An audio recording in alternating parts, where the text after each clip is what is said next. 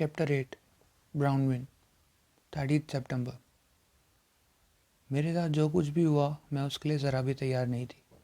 वो तो अच्छा हुआ कि जब डिटेक्टिव मेंडोजा मुझे लेने आई तो मेरे पेरेंट्स मेरे साथ थे, वरना मुझसे तो वो पुलिस स्टेशन वाला माहौल ज़रा भी हैंडल नहीं होता। लेकिन उसमें भी एक बुरी बात है, क्योंकि अब मेरे पेरेंट्स मेरा सच जानते हैं। उन्हें पता है कि मैंने चीटिंग करी थी। वो तो अच्छा हुआ कि साइमन अब नहीं रहा, वरना उसकी वजह से ये बात सब लोग जान जाते। हाँ, मैं मानती हूँ कि साइमन के चले जाने से मेरा सीक्रेट अब सेफ़ है, लेकिन मैं मेरे पेरेंट्स को अब और धोखा नहीं दे सकती। मैं अब उनसे और झूठ नहीं बोल सकती। इसी वजह से जब हम स्टेशन से वापस घर लौट रहे थे तब मैंने उन्हें सब सच बता दिया।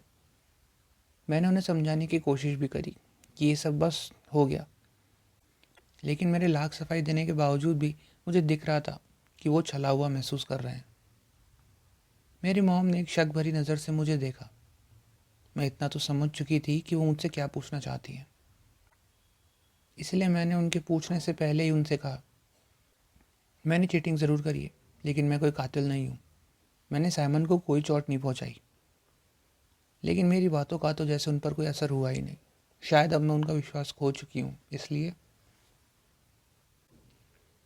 घर पहुँचने पर मेरी मॉम ने मुझसे पूछा, तुमने जो किया वो हम बाद में देखेंगे, पहले ये बताओ कि साइमन को ये बात पता कैसे चली कि तुमने एग्ज़ाम पेपर्स चुराए थे।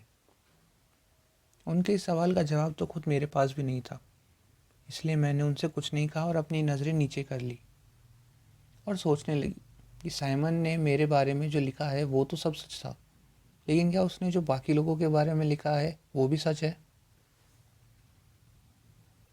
नेट, संडे 30 सितंबर। मुझे तो उस ऑफिसर का नाम तक याद नहीं है जो मुझे साइमन के फ्यूनरल से डायरेक्ट पुलिस स्टेशन लेके गया था पूछताछ करने के लिए, इसलिए मैं उसे ऑफिसर बसकट ही कहूँगा। उसने मुझसे दुनिया भर के सवाल पूछे, जिनके मैंने केवल दो ही जवाब दिए। एक, मुझे नहीं पता, और दूसरा, मुझे याद नहीं। हालांकि उन्होंने मुझ पर एलिगेशंस भी लगाए, जैसा कि साइमन ने अपनी पोस्ट में भी लगाए थे, लेकिन सबूतों के अभाव के कारण उन्हें मुझे छोड़ना ही पड़ा।